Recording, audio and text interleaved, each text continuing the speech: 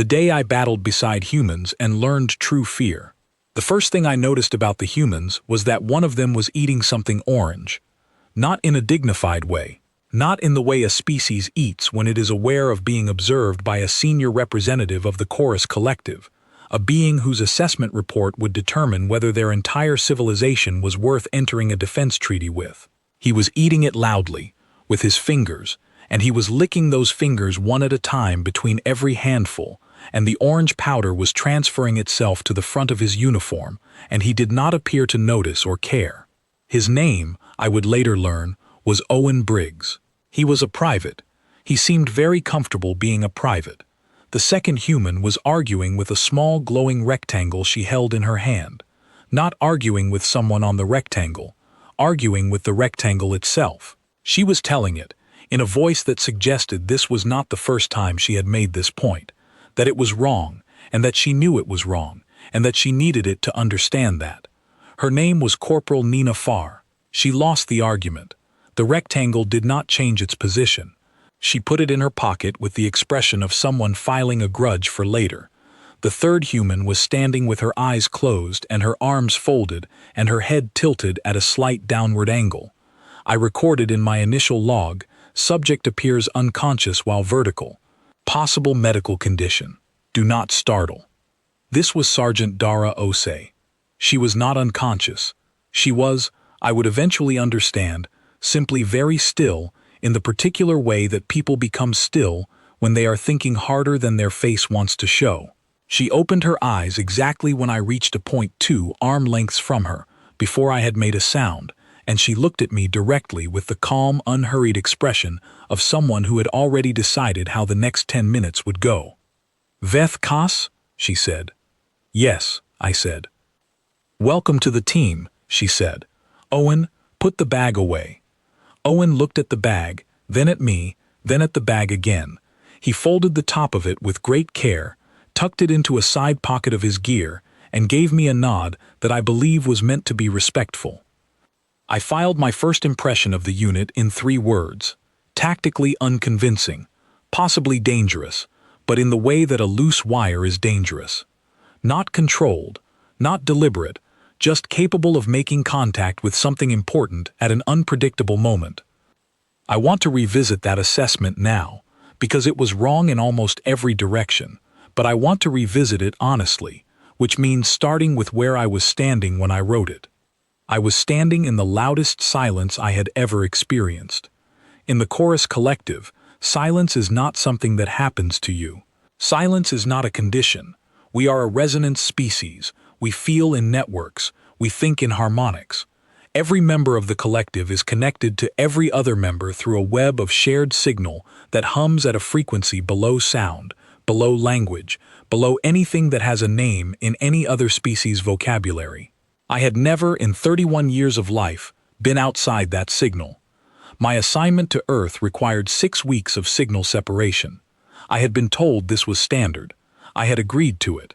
I had, in my ignorance, thought the agreement was a simple administrative matter. The transport had taken me beyond signal range on the 3rd day. By the 5th day, I had written a formal request to return. My supervisor had replied with a brief and not unkind note, explaining that this was expected and that I should continue. By the 7th day, I had stopped writing requests, because writing them required me to articulate what was wrong, and I did not have the words. The chorus had no words for what I was experiencing, because no member of the chorus had needed them before. You do not develop vocabulary for a thing that has never happened to you. The thing that had never happened to me was being alone. Not alone in a room, not alone in the sense of having no one nearby, alone in the sense of being the only voice in my own mind, alone in the sense of a signal that had hummed without interruption for 3 decades going quiet so completely that the absence of it had a weight and a texture and a sound of its own. A low, pressing, constant sound that was not a sound. I stood in front of 3 humans whose civilization I had been sent to evaluate, and inside my skull there was only that weight, that pressure, that not sound. I filed it under irrelevant to mission. I was very good at filing things under irrelevant to mission. The evaluation center was a facility the humans had built specifically for this interaction, which I found both flattering and slightly alarming. The rooms were large. The equipment was a mix of collective design specifications, which the humans had replicated with admirable precision, and human additions that I had not requested, which included several chairs upholstered in a color I can only describe as trying too hard to be calming, a table with a bowl of fruit on it for no reason I could identify, and, in the corner nearest the door, a small machine that produced hot beverages. Sergeant Osei showed me the beverage machine first. Before the briefing, before the evaluation schedule, before the formal introductions beyond names. She showed it to me the way you show someone the nearest exit on an aircraft, with the same matter-of-fact efficiency. This is here. You may need it. Moving on. I did not need it. I noted it anyway. The evaluation protocol I was running was the standard collective battery for assessing potential alliance species. 43 species had completed it. The average time was 4 days. The results sorted species into one of 6 categories, ranging from defensively capable to existential threat. Most species landed in the middle. Most species were not remarkable. The point of the battery was not to find remarkable species. It was to find reliable ones. Day 1 was cognitive mapping. I administered standard problem sets designed to test pattern recognition, adaptive reasoning, and the ability to maintain coherent thought processes under pressure. All 3 humans completed the battery. Nina Farr finished first, noticed there were no more problems, and asked if she could see the answer key.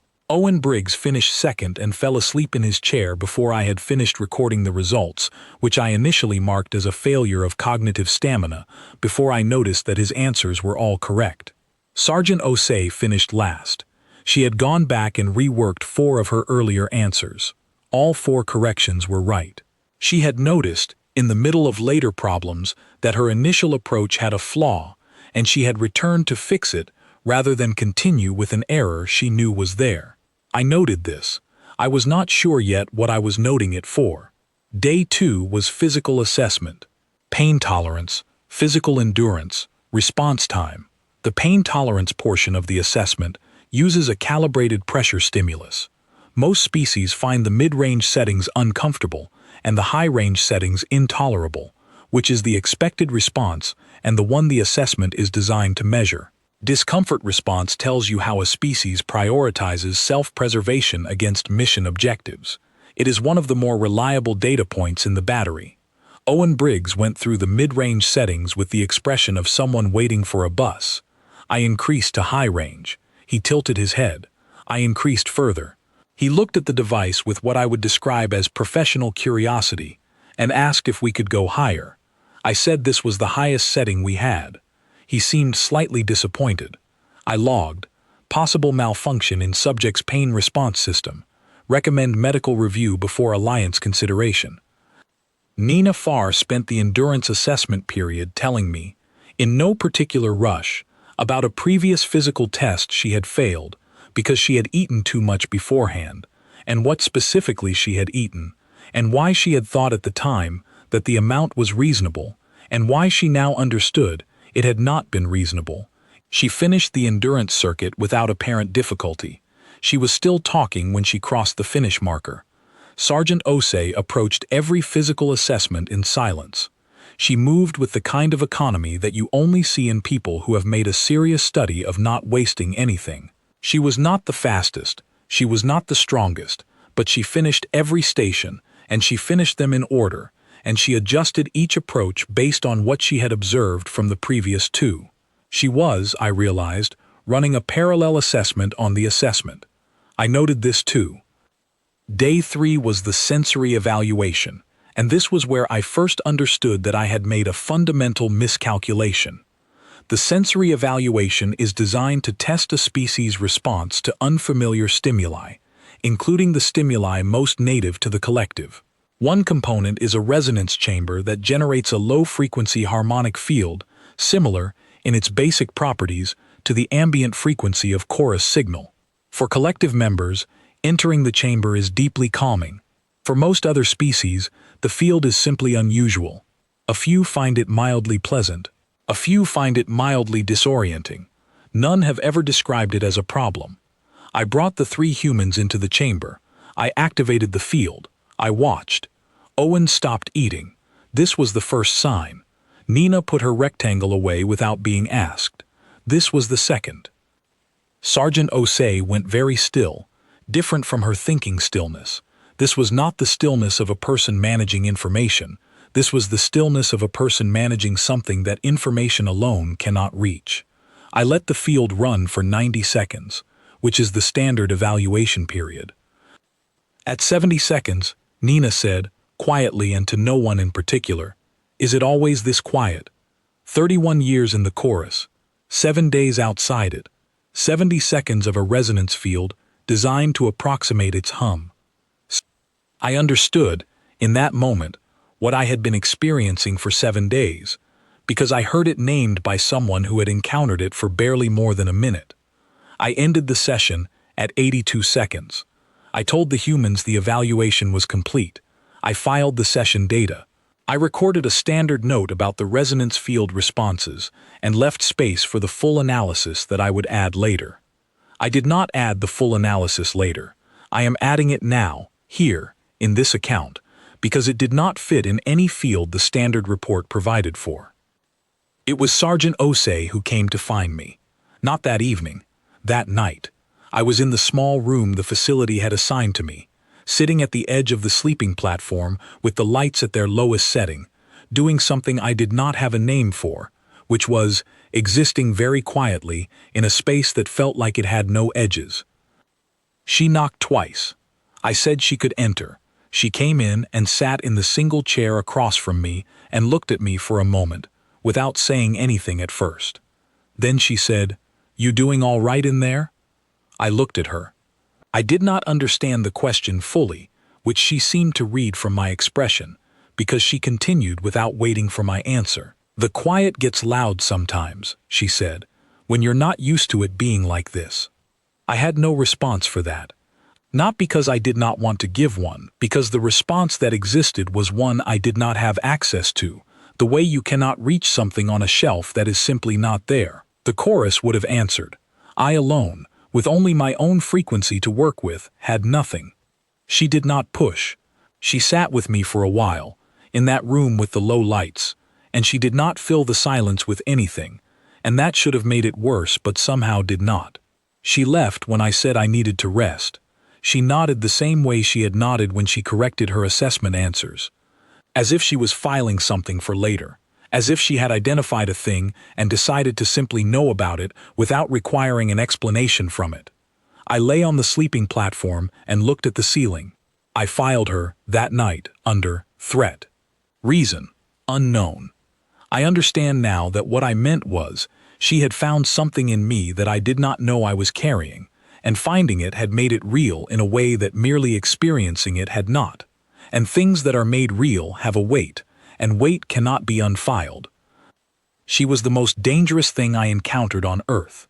The 17 combat units we faced on the moon 3 weeks later were not even close. The Garathi fleet did not announce themselves. Most threats in this part of the galaxy announce themselves. The Garathi had a custom of broadcasting a declaration of engagement before any offensive action, a practice that had been, until recently, more or less universal among the warring species of the outer sectors. It was considered a matter of honor, or at least of tactical transparency. You tell your enemy what is coming, so that when it arrives, no one can claim surprise. Surprise was, in certain military philosophies, considered unsophisticated. The unit that came for us on the surface of Relay Point 7 had apparently not received this philosophy, or had received it and found it unhelpful. I was in the observation module of the survey team's crawler, monitoring the final data uploads from the relay station, when the first alert came through. Not an audio alert, not a visual alert. The crawler itself shuddered. A single brief tremor that moved through the floor and up through the seat and into the bones of anyone sitting in contact with either. Sergeant Dara Osei was on her feet before the tremor finished. She did not say anything dramatic. She did not call out a warning. She moved to the crawler's external monitor panel with the same unhurried efficiency I had watched her bring to every assessment in the evaluation facility, pulled up the perimeter scan, looked at it for approximately 2 seconds, and then said, in a normal voice, "Owen, Nina, outside, now." They were outside in the time it took me to process that the instruction had been given. I followed, because there was nothing in my evaluation mandate that covered staying inside a crawler when the person responsible for my physical safety had just evacuated it with that kind of tone. The relay station was a squat, low-profile structure on a flat stretch of terrain, surrounded by scrub growth in 3 directions and open ground on the 4th. I had been there for 6 days. I had never found it interesting. It was, as relay stations go, extremely ordinary. It was now surrounded on 2 visible sides by Gorathi ground units. I counted 17. I ran the tactical calculation the way a chorus strategist would run it, which is to say with the full processing weight of a networked intelligence behind it, except I no longer had the network, which meant I was running it with only myself, which meant the answer I got was the same answer any single mind would reach when it looked at 17 and then looked at 3 and tried to find a third option that was not contained in that math. There was not a third option. Owen Briggs had his weapon out. He was checking the charge level with the calm of a person checking the time before a meeting. Not rushed, not resigned, simply attending to the relevant information.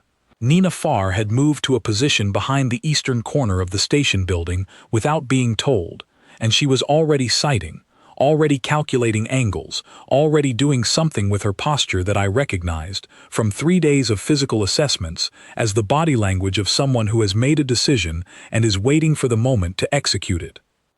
Sergeant Osei looked at me. "Stay back," she said. "Observe position. Do not engage." "I have no intention of engaging," I said. "I am a non-combatant assessor." "Good," she said. "Stay that way." She turned back toward the Gorathi position, and something shifted in her that I had not seen before. Not her posture. Her posture was nearly identical to how it had been 60 seconds ago. Something more interior, something that could only be described by what it produced, which was, she became very, very still, in the way that certain things become still before they release a very large amount of energy. The Gorathi advanced. I want to be careful here about what I describe and what I do not describe, because I am writing this account to be accurate, not to perform something for an audience. I will say only what I observed, in the order I observed it. The first exchange was brief and loud, and settled nothing, which seemed to be the expected outcome on both sides. The Gorathi were advancing on a testing pace, not a decisive one. They were probing, seeing how the 3 humans responded, deciding what category of problem they had walked into. It was during this first exchange that the Gorathi scanner found my frequency. I felt it before I understood what it was. A probe signal, automated, sweeping for non-human biologics in the area. Chorus species have a very distinctive signal profile. We are hard to miss, if you know what to look for, because the chorus signal is designed to be findable. It is how we locate each other across distance. It is how we stay connected. It was, in this moment, how the Gorathi knew immediately and precisely that a chorus collective assessor was present at this location. They broadcast on the open channel. The transmission came through the crawler's communication system, which I had not turned off. I heard it clearly from my position. They were speaking in standard interspecies trade language, which every species in this sector learns and which I understood perfectly. The message was addressed to me, not by name, by designation. They knew what I was. They knew what it meant that I was here, separated from my network, operating alone, beyond chorus signal range. What they said was this: a member of the chorus, cut from the network, is already dead. The body simply has not been informed yet. We will inform it. I have thought about that transmission many times since. I have thought about what it was designed to do. It was designed to be true in a way that would hit before I could decide whether it was or not. It was designed to land in the part of me that had been sitting in a low-lit room 7 days into signal separation, looking at a ceiling, experiencing something I did not have a name for. It landed. It landed the way a fact lands when it says out loud the thing you have been carrying quietly. The way Dara Osei had said, the quiet gets loud sometimes, except from the opposite direction, with the opposite intent. I did not move for several seconds. I was, in whatever the functional equivalent of the word is for a being who does not use it, afraid. And then something happened that I did not expect, and that I am still, at the time of writing this account, not sure I fully understand. Owen Briggs started laughing. Not a short laugh. Not a polite laugh. A full, whole, unmanaged laugh that came from somewhere low in his chest and took a moment to settle. He laughed at the Gorathi transmission the way you laugh at something that has tried very hard and missed the mark by enough to be genuinely funny. Nina Farr, from her position at the east corner, said, without looking away from her sighting line, "Classic Gorathi, really going for the philosophical angle." Sergeant Osei said nothing, but something changed in her face. Not amusement. Something that contained amusement the way a container contains heat. It was present, but it was not the point. The point was something else, something that I watched resolve in her expression in the half-second before she said, to me, without turning her head, "You good?" The Gorathi were advancing more aggressively now. The exchange was escalating. There were 17 of them, and 3 of her people, and 1 of me, and 1 of me had just been told by the enemy that I was already dead. "No," I said, because it was the accurate answer. "Good," she said, "stay close." Then she moved toward the advancing line, and Owen moved with her on one flank and Nina on the other, and they made noise. Deliberate, purposeful noise. They called out positions to each other. They moved in patterns that seemed, from where I was standing, like they were improvising, but the longer I watched the more I understood that the improvisation was the system. The unpredictability was the tactic. They were not executing a plan. They were adapting faster than the Gorathi could track, which meant that tracking them required more processing power than predicting them, which meant the Gorathi were already operating at a disadvantage. I had spent 3 days evaluating these 3 humans. I had measured their reflexes. I had measured their cognitive processing. I had measured their pain tolerance and physical endurance and adaptive reasoning. I had not measured whatever this was. Owen took a hit 20 minutes into the engagement. I saw it. He went down on one knee, and for a full second he stayed there, and I thought, this is the variable that ends the math. And then he stood up. He looked at his leg, which was making a structural complaint that was visible from where I was standing. He looked at it the way I had once seen Nina Farr look at her glowing rectangle, with the expression of someone who acknowledges a problem and files it for later because there are more important things happening right now. He kept moving. I need you to understand that I had, at this point in my career, assessed 43 species. I had reviewed the military engagement records of 31 civilizations. I had read accounts of battles and campaigns across 6 centuries of galactic conflict, in the collective's archives, translated into the shared notation that allows cross-species historical study. I had never read anything that prepared me for watching Owen Briggs continue moving on a leg that was making that kind of complaint. The engagement lasted 43 minutes. The Gorathi unit withdrew. Not because they had been destroyed, because the math had shifted and they had recognized the shift. 3 humans had moved in a space and at a tempo that made them harder to pin than their numbers should have allowed, and the 17 had discovered that the gap between their prediction and the reality was widening with every exchange instead of narrowing. The moment they withdrew, Owen sat down. Immediately and completely, without transition, the way a building sits down when the supports go. He sat on the ground and looked at his leg and said something to it in a quiet voice that I believe was meant to be a rebuke. Nina appeared from the east corner and stood over him and looked at the leg with clinical detachment and said, "That is a real mess." "Yeah," he said. "You think?" "I think," she said, "that you are about to owe me for this." "I owe you for the thing in Sector 4, he said. "Different debt," she said. She began treating the leg with the kit from her pack. He handed her what she asked for, without being told what she was going to ask for. They had clearly done this before. I walked over to Sergeant Osei. She was standing at the edge of the flat terrain, looking at the direction the Gorathi had taken. Her back was to me. She was doing the still thing again, the thinking harder than the face shows thing. I said, "There were 17 of them." 16, she said, without turning. One had a calibration problem, was never going to be a factor. I had not detected that. I had counted 17. "You noticed that during the engagement," I said. "Before it," she said. She turned around. She looked at me the same way she had looked at me in the low-lit room. Not the evaluating look, the other look, the one I did not have a category for. "The transmission bothered you," she said. It was not a question. "Yes," I said, because the accurate answer had worked once. She nodded. "They do that.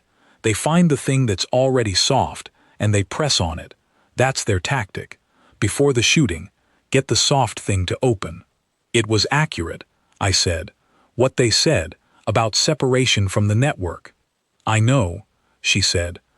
She said it without any particular weight, not minimizing, not dismissing, just acknowledging and moving past it to the next thing, which is the movement of someone who has lived with a truth long enough that it no longer requires ceremony. "What they said is that you're already dead," she said. "What I'm saying is that you're standing here. Those are different things." She walked back toward the crawler. Owen was being helped to his feet by Nina. The leg was wrapped in a temporary brace that would hold until real medical attention was available. I stood where I was for a moment. "You are standing here. Those are different things." I had evaluated 43 species. I had written 31 assessment reports. I had deployed precise and well-calibrated language in the service of accurate measurement for my entire professional career. I did not have language for what I was currently doing. I filed it, provisionally, under alive. It was the most imprecise filing I had ever made.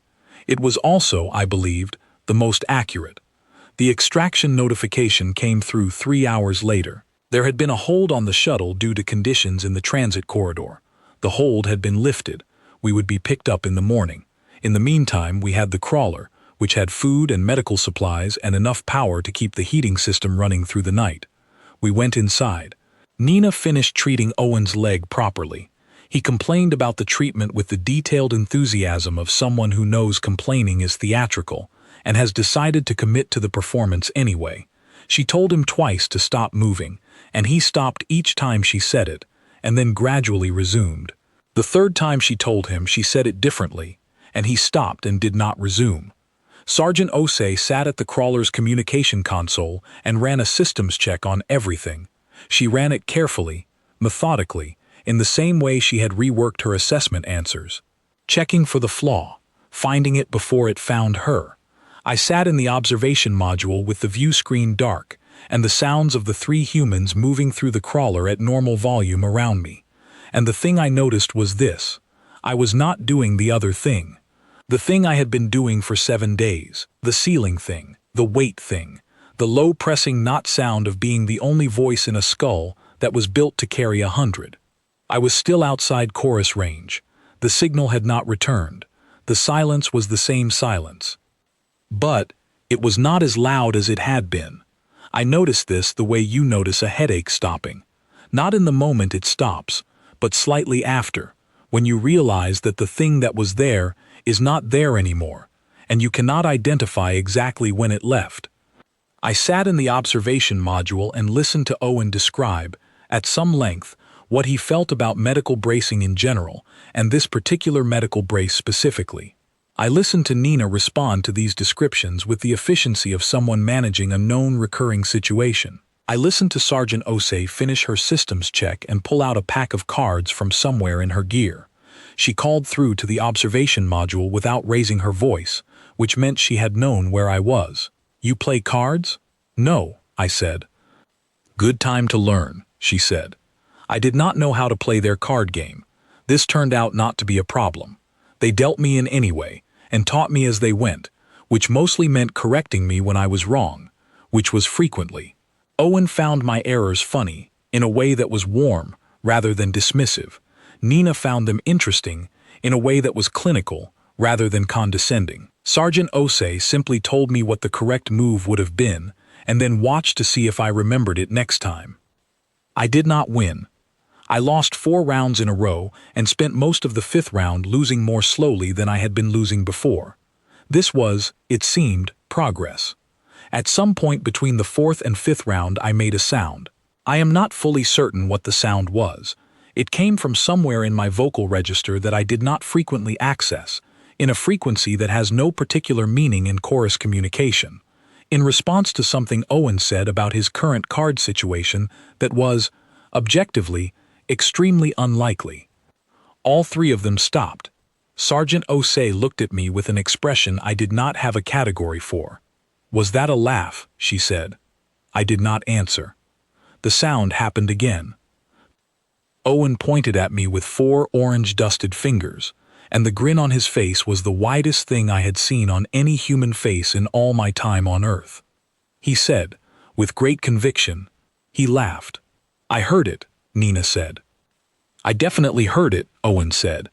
They were both looking at me with an energy that I found, in that moment, both excessive and not entirely unpleasant. "We should celebrate," Owen said. "We're not celebrating," Sergeant Osei said. But she said it with something around the edges of her voice that was not in the words. I looked down at my cards. I looked at the orange-dusted corner of the table where Owen had been resting his hand. I looked at the bowl of cards that Nina had already won and was stacking with mathematical precision. I was 11 days outside the chorus signal. I was sitting in a crawler on a moon I had not known existed 6 months ago, playing a card game I did not understand, having just survived an engagement that my mathematics had said should not be survivable. The knot sound in my skull was very quiet. I put down the card that Sergeant Osei had told me was the correct play 2 rounds ago. I had waited to use it because I had wanted to see if the moment would change, and it had not, and so I played it. Owen said a word I will not include in this report. Nina said, "He's improving." Sergeant Osei looked at my card, then at me, and there was something in her expression that was not pride, and not surprise, and not amusement, and was perhaps all 3 of those things in proportions I did not have a measuring system for. She said, "There you go." I did not know what she meant by that. I think I am beginning to, now. The extraction shuttle was delayed by another 14 hours. Nobody said anything particularly dramatic about this. Nina pulled out her rectangle and had another argument with it. Owen found the remaining food stores in the crawler and took inventory with the air of someone discovering buried treasure. Sergeant Dara Osei updated the mission log and then sat down at the card table and looked at no one and nothing in particular for a long moment, doing her thinking stillness, and then she produced a second deck of cards from somewhere in her gear and taught me a different game. This one I lost faster. The 14 hours passed the way time passes when you are not watching it, in pieces, in small events, in the particular texture of 3 humans being comfortable with each other in a confined space, which is a texture I had never encountered before and which, I was realizing, requires a specific kind of attention to appreciate.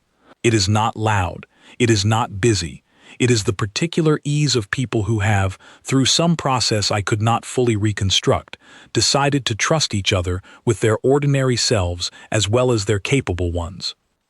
Owen ate all the remaining orange powder snacks and pretended he had not. Nina found the empty packets and cataloged the evidence with the thoroughness of someone who intended to have this conversation later at a time of her choosing. Sergeant Osei noticed both of these things and said nothing, and I watched her not saying anything with the growing awareness that not saying something was, for her, often the most precise form of communication available.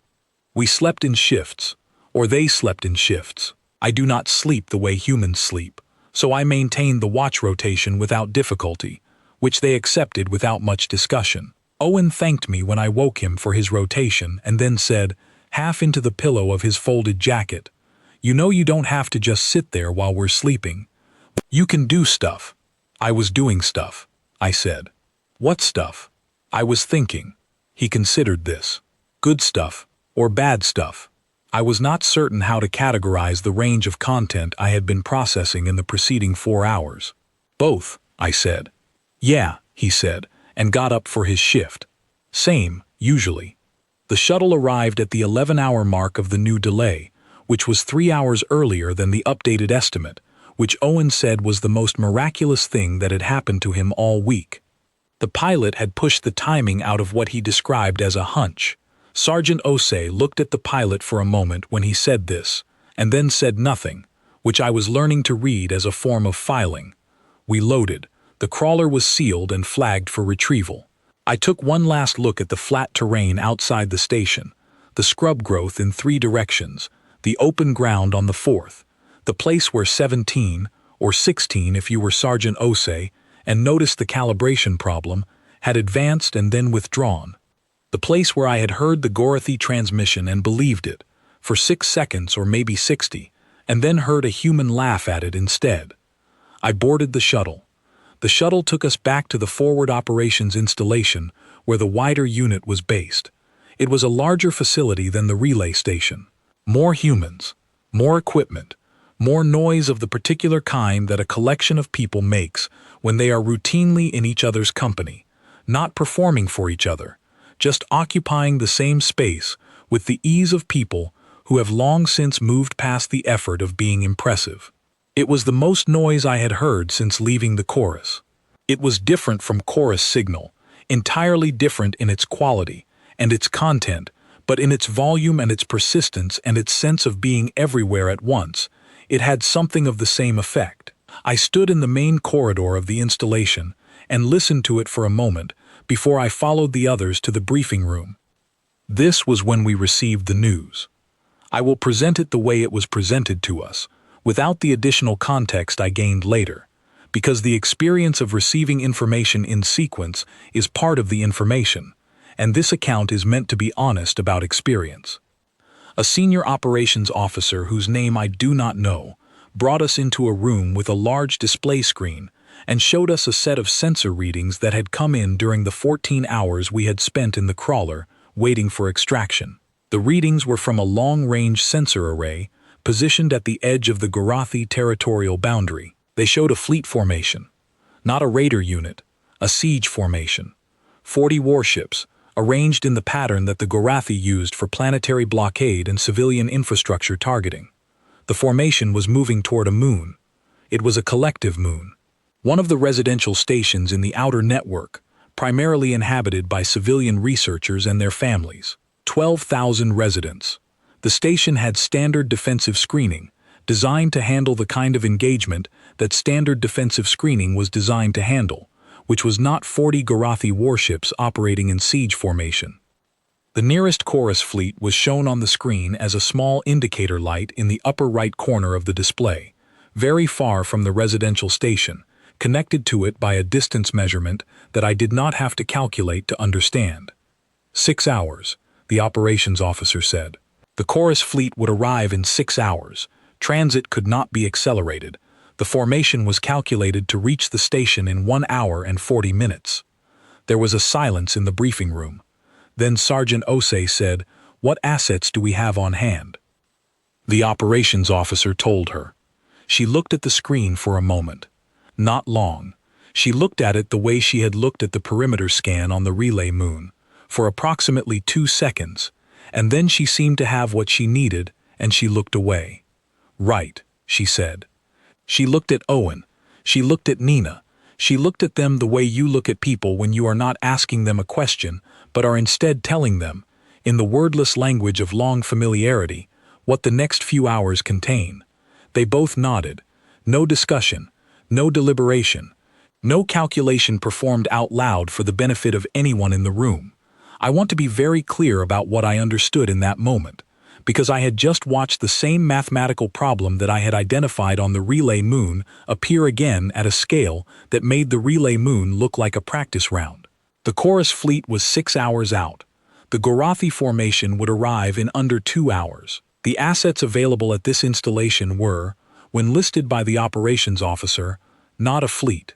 They were a very small number of combat-capable vessels, including the shuttle that had just brought us in, and several other craft of varying ages and capacities, and one very small, not at all combat-ready observation vessel that was registered to the Collective Assessor Corps and was currently sitting in the installation's bay because it had transported one unarmed non-combatant bureaucrat to this sector and had nowhere else to be. The math was not complicated. Sergeant Osei was not doing math. She was talking to the operations officer about fuel levels and charge capacity and the transit window and the specific geometry of the route between this installation and the residential station. She was collecting information, not the information that would tell her whether to go. She had already decided whether to go. The information she was collecting was the information that told her how. I will say this. In 31 years in the Chorus Collective, I have attended many briefings about many tactical situations. I have observed the decision-making processes of collective commanders, who operate with the full networked processing capacity of an entire civilization behind each choice. I have seen decisions made that involved thousands of lives and vast strategic considerations and months of intelligence gathering. I have never watched a decision be made as fast as Sergeant Dara Osei made that one, and I have never, not once, seen a decision made with that quality of certainty. Not the certainty of someone who has calculated all the outcomes and found one acceptable. The certainty of someone who has decided that the calculation is not the point, that 12,000 is a number that does not require calculation, that it requires response. They were going to take whatever they had and put it between 40 warships and 12,000 civilians and buy time. Not win, not defeat the Gorathi fleet, buy 6 hours, or as much of 6 hours as was possible. She did not ask anyone's permission. She briefed the operations officer on what she was doing and what she needed. He gave her what she asked for without apparent hesitation. I will note that his expression, when he looked at her, was one I had seen before on the faces of humans who were near something they recognized as exceptional and were deciding how to hold that recognition appropriately. I followed her out of the briefing room. She looked at me when she noticed I was behind her. "You're staying here," she said. "I know," I said. "I need you to take me through the tactical parameters first." She stopped. She looked at me the way she looked at things when she was deciding whether the thing was what it appeared to be or whether it required another category. "Why?" she said. "Because I am filing an assessment report," I said, "and I need complete data." She looked at me for another moment. "You've got 5 minutes," she said. She gave me 5 minutes, and they were very complete minutes. She had the route geometry, the formation weaknesses she intended to exploit, the timing windows she was working with, the fallback positions, the contingencies. She laid it out the way she did everything, with the economy of someone who wastes nothing. When I asked questions, she answered them directly. On the 5th minute, I asked the question I had actually come to ask. "Why?" I said. She looked at me. 12,000 people, she said. "You don't know any of them," I said. "No," she said. "They are not your species," I said. "No," she said. I waited. "That's the question," she said. "Yes," I said. She thought about it. Not long, but genuinely. She gave it the half-second she gave things that deserved an honest answer rather than a quick one. "Because they're there," she said, "and we're here, and there's a gap between those two things that we can do something about." She went to prepare her ship. I gave her the tactical data I had on Gorathi siege formation tendencies, all of it, everything in the Collective Assessor archive that was relevant. I transmitted it to her ship system in the 2 minutes before departure. Then I went to the bay. The observation vessel was a small craft. It was registered to the Collective Assessor Corps. It was not armed. It had a tow coupling system, standard issue for retrieval operations, designed to recover disabled survey probes. I had never piloted it under combat conditions. It was not designed for combat conditions.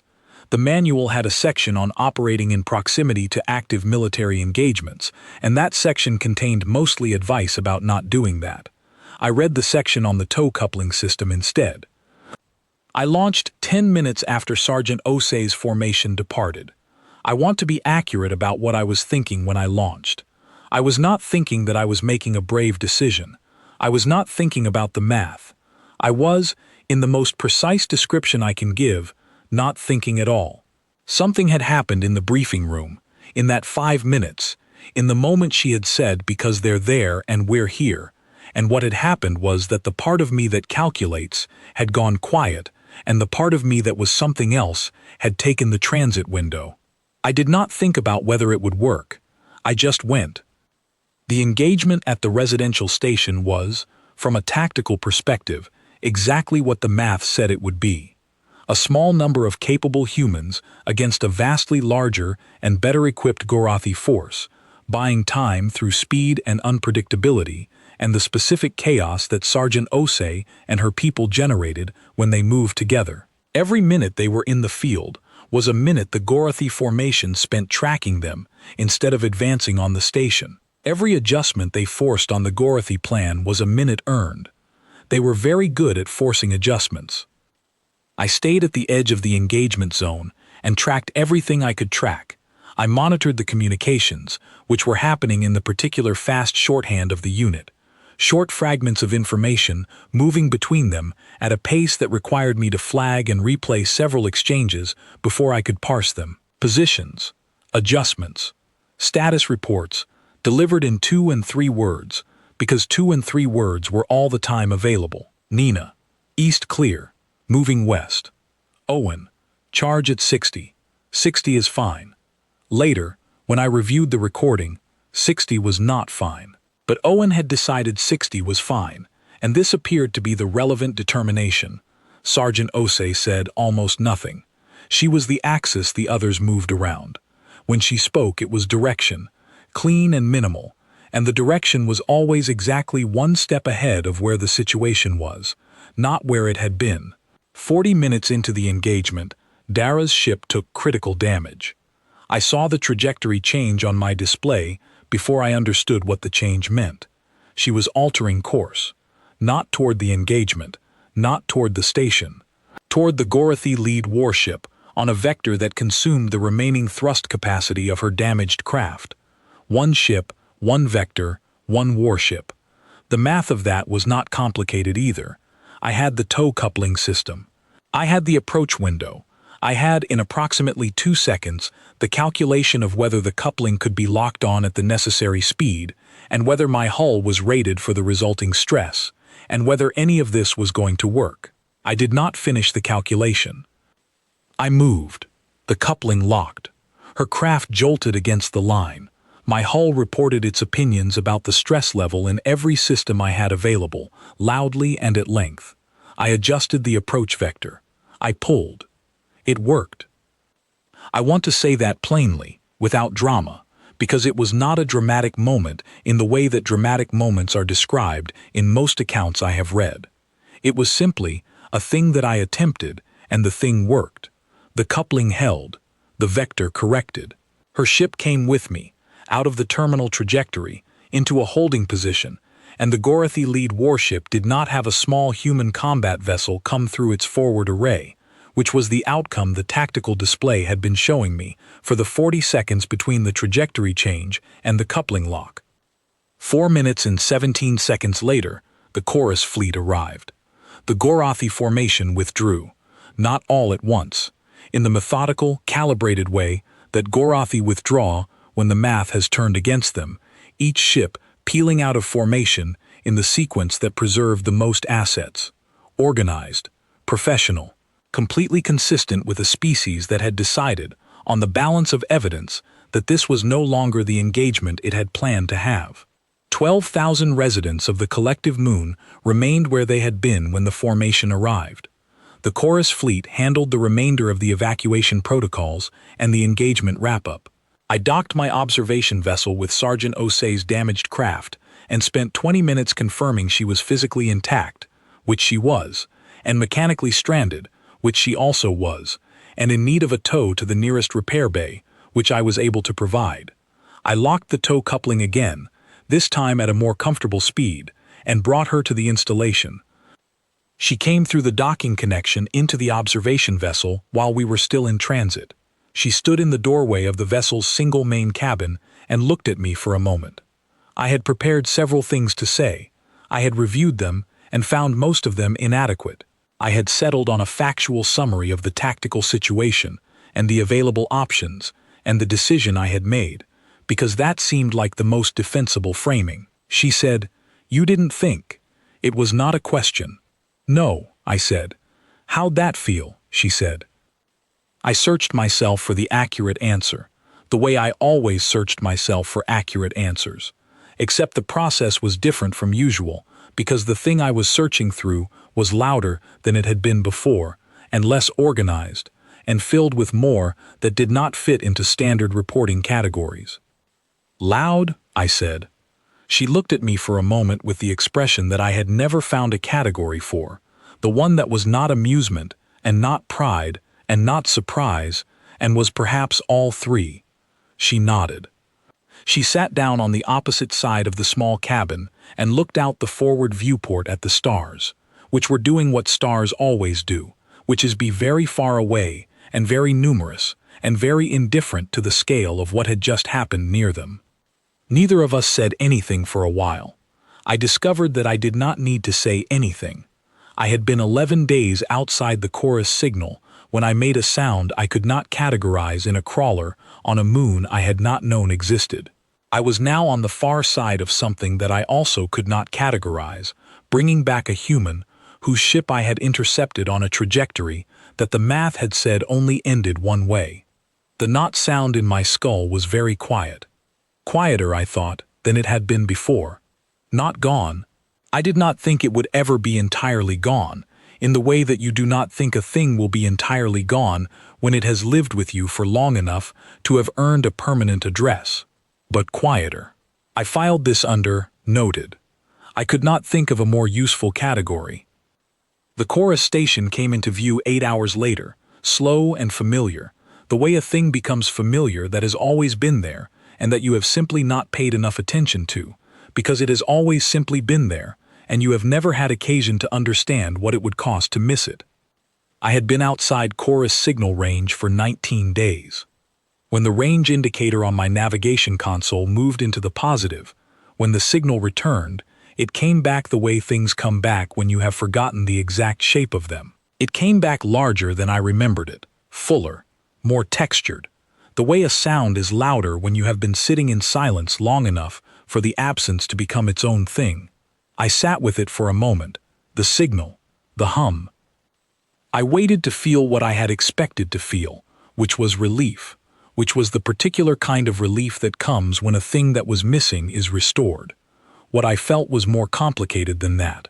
It was relief, yes, but it was relief, the way a room is both warmer and smaller when you add a fire. The warmth was real. The room was also, undeniably, smaller than it had been. I did not know what to do with that. I filed it under revisit. I filed a great deal under revisit in those hours. The formal debrief with the Chorus Collective Assessment Council took place 3 days after my return. The council chamber was a residence hall in the main administrative complex, a large circular room built for the specific acoustics of group deliberation.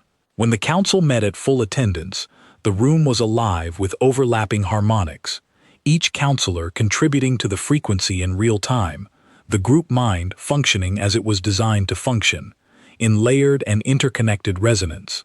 I had always found council sessions clarifying.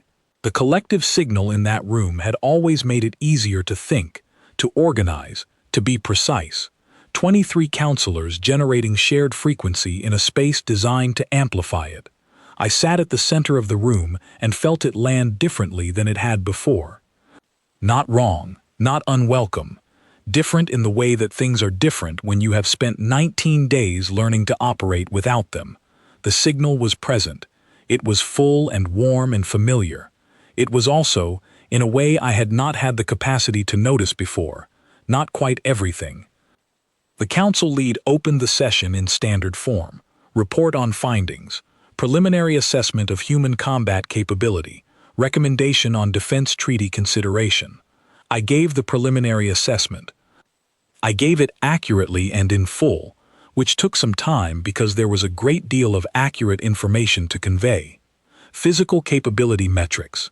Cognitive flexibility under pressure. Adaptive tactical behavior. the engagement at the relay moon, the engagement at the residential station.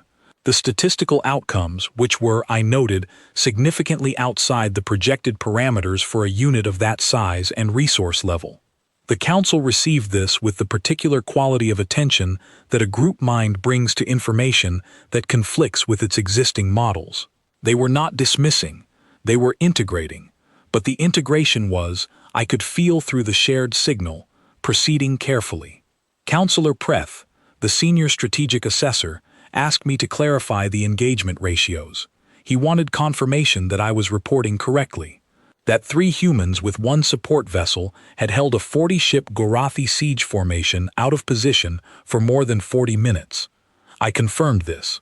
Counselor Leth, who oversaw the Psychological Profiles Division, asked me to describe the human decision-making process that had led to the engagement. Specifically, he asked me to explain how the humans had conducted their risk assessment and arrived at a decision to engage. I told him that as far as I had been able to observe, no formal risk assessment had been conducted. The Council processed this. Prith asked if there had been an informal assessment, a rapid evaluation of favorable outcomes. I said I did not believe the outcome calculation had been the determining factor. There was a pause in the room that had a particular quality. When a resonance collective encounters information that does not fit its models cleanly, the signal wavers for a moment, not breaks, wavers, a brief dissonance while the integration adjusts. I had felt that waver many times in this room. I had never been the cause of it before. Counselor San, who was young for a council position and had a frequency I had always found more nimble than the others, asked the next question. If not outcome calculation, what had driven the engagement decision? I told her what Sergeant Osei had said. Because they're there, and we're here, and there's a gap between those two things that we can do something about. The waver in the room was longer this time. Preeth asked me to provide a formal threat rating for the human species, standard scale, 1 to 10, for the record. I had prepared this number. I had calculated it on the transit home, with the full restored weight of chorus processing behind it, and I had arrived at a number that was technically defensible and which I had then sat with for 8 hours and found insufficient. I gave them 10. Prith asked me to confirm. I confirmed. He asked me to explain my reasoning for the maximum threat designation, because the standard criteria for a 10 required evidence of existential threat capacity, and nothing in my report thus far indicated the humans intended to threaten the collective's existence. I said that the standard criteria were designed for a different kind of threat, that a 10 on the scale was intended to convey the highest possible designation, regardless of the specific mechanism of the threat, and that the humans represented a threat of the highest possible designation, regardless of the specific mechanism.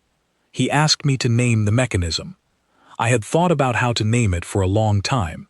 On the transit, in the 3 days between arrival and the council session, in the few hours between waking and sleeping when I lay on the platform in my quarters at the collective station and experienced the signal, present and full and slightly smaller than the room I was lying in, I had arrived at this.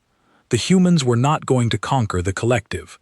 They had no interest in our territory, or our resources, or our strategic position. They were not a threat in the sense that the rating scale was designed to measure. They were not an enemy. They were not a danger. They were a mirror, not because they reflected what we were, because they reflected what we were not. Because they were beings who had built entire civilizations out of the experience of being alone, which they called individuality, and had taken that isolation and turned it into the engine of everything they created, every connection they made, every decision like the one Sergeant Osei had made in a briefing room when the calculation said the answer was stay, and she had simply decided that the calculation was not the question. They were a threat because they were evidence. Evidence that the silence could be lived in, that you did not need a network to be whole, that singular was not the same as empty, and that standing in a room full of frequency and warmth and collective resonance and feeling around its edges, that the room was slightly smaller than it used to be, was not malfunction. It was information, the most dangerous kind, the kind that cannot be unfiled. I said all of this to the council. I said it in precise chorus notation, with the formal resonance framing appropriate to a council session. I said it as clearly as I could. The room was very quiet when I finished. San asked, carefully, whether I was recommending the defense treaty. I said yes, unequivocally and without reservation. Leth asked whether my time outside chorus signal range had affected my assessment capacity. I said yes. I said this also unequivocally. He asked in what manner. I said it had improved it. Another waiver. Longer. Preeth said he would need to review the full report and reconvene the council for a formal vote on the treaty recommendation. Standard procedure. Expected timeline. He was professional and careful, and exactly the kind of counselor the system was designed to produce. I told him I understood, and that I would provide whatever additional documentation was required. The session closed. The counselors filed their resonances back into the broader signal. I sat for a moment in the center of the hall as it emptied. San was the last to leave. She paused at the edge of the hall and looked at me. "You went out as a node," she said. "You came back as something else." She was not being unkind. She was being precise, which is the chorus way of being honest. "Yes," I said. "That bothers some of them," she said. "I know," I said. She looked at me for another moment with the curiosity of someone who is building a model of something they have not encountered before. "Does it bother you?" she said. I thought about the relay moon, the crawler, the card game, the sound I had made that Owen had pointed at with orange-dusted fingers and called a laugh. I thought about the toe coupling, about the low-lit room and Dara Osei sitting across from me in the silence that had been, somehow, quieter for having someone in it. "No," I said. She nodded and left. I put in my reassignment request the next morning. The council approved it with a note that flagged my changed signal profile as a matter for medical review. I scheduled the review, attended it, answered the examining physician's questions, and was told that my profile was altered in ways they were still analyzing, but that no immediate intervention was indicated. I filed the medical review results under "Noted." I packed my things. The apartment in the collective station was small, and I had never filled it, which I understood differently now than I had before.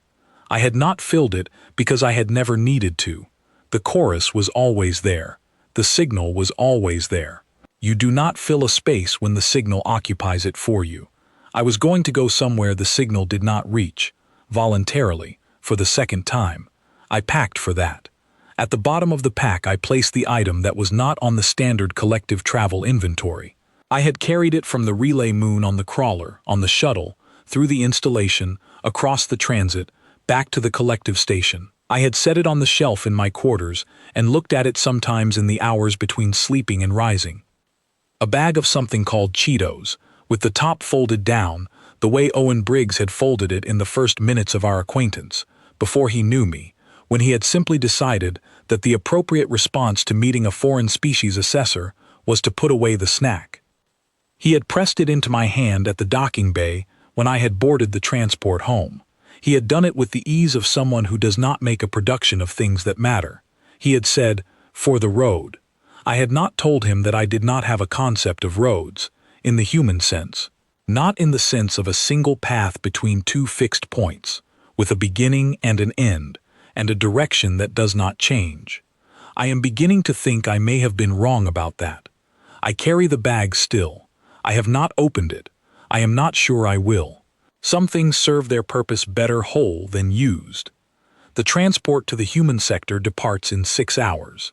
I have spent the remaining time writing this account, which is not a standard assessment report and will not be filed through standard assessment channels. It will be filed here, in this form, which is the form it requires, because some things do not compress to their minimum unit without breaking. I evaluated the humans and found them in a category I did not have. I am writing the category now, for the first time, in the hope that the writing of it will make it real, in the way that Sergeant Osei made the thing I was carrying real, by sitting with me in a low-lit room and naming it without flinching. The humans are not the strongest species I have assessed. They are not the fastest or the most technologically advanced or the most strategically sophisticated. They are not, by any standard measurement, the most powerful civilization in this sector. They are the only species I have assessed that treated the silence between them and another being as something to be closed rather than observed. The only ones who dealt a stranger into their card game and corrected his errors without condescension. The only ones who, when told by an enemy that they were already dead, laughed at the premise and kept moving. They are the most dangerous thing I have encountered because they are the only thing that has ever made me want to tell someone. I am telling you now. That is what they do. I went to evaluate whether they were worth the treaty. I understand now that I had the question facing the wrong direction the entire time. The transport leaves in 6 hours. I will be on it. I have a card game to improve at, and a sergeant who is probably already looking at a tactical problem I cannot yet see, and a private with an orange-dusted uniform who will say something that requires a sound I still do not have a name for. I am going back into the silence. I am going back into it because I know, now, that it is not empty. It is just waiting to be filled with the right noise. I am bringing the Cheetos. End of account. Filed by Veth Koss, Senior Tactical Assessor, Chorus Collective. Status: reassigned. Signal profile: altered. Designation: singular.